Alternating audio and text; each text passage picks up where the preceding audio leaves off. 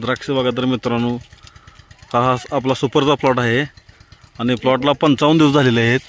तर आपण आज याचं कात्री थिनिंग करत आहे. अशा पद्धतीने आपल्याकडं नाशिकची थिनिंगची गँग आहे. तर बघू शकता सा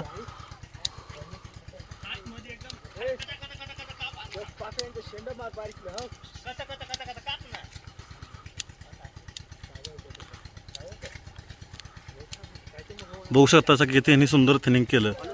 अशा प्रकारे मण्याची संख्या कमी करून घेतली, पोट पाकळ्या आणि शेंडा मारून घेतलेला आहे. बघू शकता सा